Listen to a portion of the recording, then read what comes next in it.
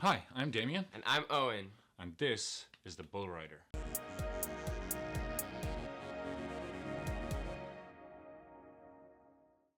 The Bull Rider is our entry for the Red Bull Air Races DIY competition.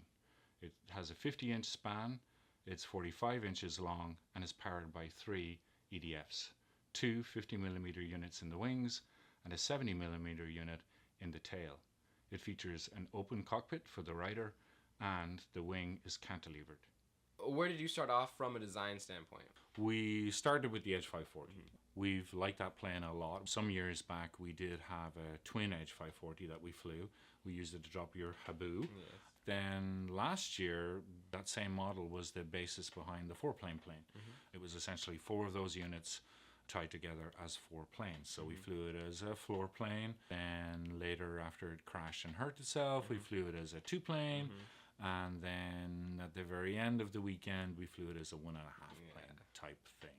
Where'd you go from there? So the next piece was, okay, the golden age planes that we love. So 2 planes kind of jumped out. One was the de Havilland Comet. It's just a beautiful plane. It's sleek. It looks really powerful because of the those 2 large nacelles. The other one was the Quadrant 460. So the Quadrant 460 is a plane I had a chance to build last year for Flite Fest. It was a design by Rocky Boy on the forums, and I like that plane because it's got a very long fuselage, and the pilot sits close to the tail, so it gives this impression of a lot of power sitting in front of the pilot. So I wanted to capture that aspect of the twin and also a powerful looking plane. So we've covered the past, and you wanted to take it into the future? Yeah, so there was the 2 concepts. One was the golden age from the 20s and 30s, and the other one was a futuristic plane. And of course, that space is wide open because there are a lot of planes. At least one plane that stuck out for me is a plane that I've looked at a lot recently, and that is the one-man light jet from the Tron Legacy movie. Yeah. I like it for a number of reasons. One, it's got a rider, not a pilot, so it truly has that kind of gladiator feel. And the other is that it's got this weird structure. The wings are not mounted to the fuselage, they're mounted via pylons to the V-tail. I like the concept of a rider. I like the concept of the structure broken up somehow. You had the ideas, you had the inspirations, and then you started in SketchUp, right? Yep, so we started off in SketchUp with a simple Edge 540 model. So the plan was originally was to take the Edge 540 plan and then just manipulate it in SketchUp until it ended up with a shape that we kind of liked. That didn't work. So I just started doodling with pen and paper shapes for various fuselages until I came up with one that looked golden age. It accommodated a rider well. So in that respect, it was very much like the Tron Legacy one-man light jet. It just had the right shape for it, what we wanted. So took a picture of that, brought it into SketchUp, and then we were able to use SketchUp to draw a model around that. So we had like the profile of the fuselage. When designing the fuselage, that's when the plane got its name, right? Yeah, we had been talking about using a rider, not a pilot. This is a Red Bull competition. It wasn't a great leap to come up with the concept of a bull rider. And so as part of that fuselage design, I took the Red Bull bull logo and tried to map it onto the side of the fuselage. We positioned it so from the side it looked like the rider in the plane was sitting on the back of the bull. So there's 3 EDFs, Right. and as I understand, there was a lot of debate about how many EDFs we were going to use. Yeah, so originally it was going to be a twin EDF. But when we drew out this profile in SketchUp, the tail of the plane just called out to have a jet in there. So I modeled in a thrust tube for a 70mm EDF. And then eventually you decided on 3 EDFs, all 3 EDFs, right? Yeah, so we weighed the components and kind of figured that the plane would weigh about 4 pounds. I think the cubic loading was in the 15-16 range, which should be okay. So how'd you go from the profile to the actual 3D model? So we basically took a former shape that was from the golden age and basically mapped those along the profile until they fit both the profile and the plan of the Edge 540, which we were still using. Where did you start on the wings? So the frame reasonably straightforward to model. The wings were flight test style, so they were a flat sheet of foam on the bottom, and then the upper surface of the wing was going to be folded over. So I didn't really model that in any great detail. The tail feathers were a little tricky to match the look of the fuselage. We made them a little bit more golden age, so more curves, stylized. And then the last piece was the nacelles for holding the EDFs on the wings. And essentially that was the same shape as the fuselage. So how hard was it to build the airplane? It wasn't too bad.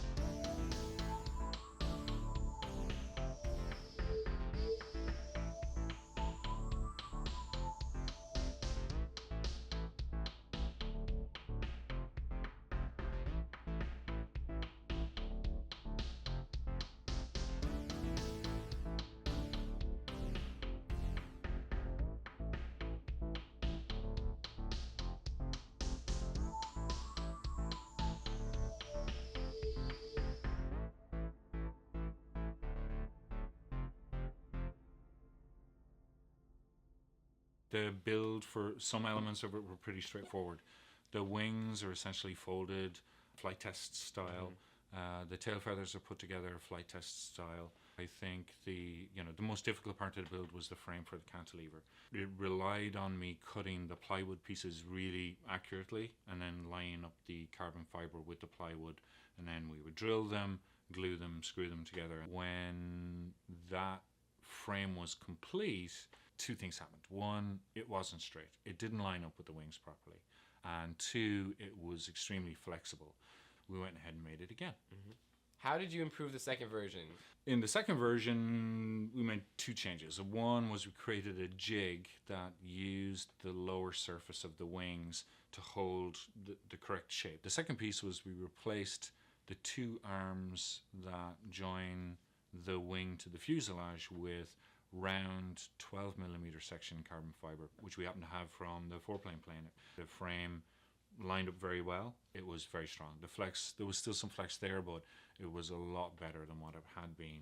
After you were done making the frame, what did you do next? So then the next piece was the fuselage and the nacelles. So this is not quite a flight test technique, so it involves scoring the panels to control where they fold, but then the score cuts are opened up and we put a smear of Gorilla Glue inside the score cuts.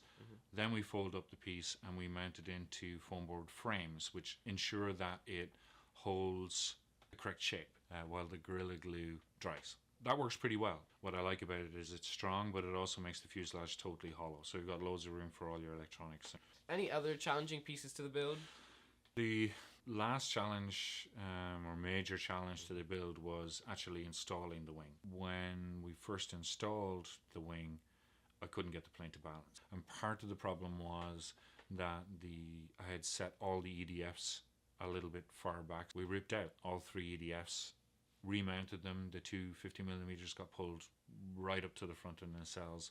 The 70mm got pulled forward, but I could only pull it forward so far, otherwise it would start chewing on the rear end of the rider, which wouldn't have been pleasant for the rider. That brought some of the weight forward. The wing needed to be moved back in the fuselage, so I started to push the wing back towards the tail to a point where I could easily balance the plane with two foresails. It's a very beautiful plane, Thank and you spent a lot of time on the paint job. Yeah, so no. You spent some time on the paint job. Yeah, so the paint job was reasonably straightforward. The the traditional Red Bull Air Race type colors that you would see in Edge 540. So yellow on the nose, painted the front of the nacelles yellow, and then the rest of the plane was painted in a metallic cobalt blue. And then there was the decal. So we'd already discussed we were going to stretch out a Bull logo on the side of the fuselage, so that was figured out.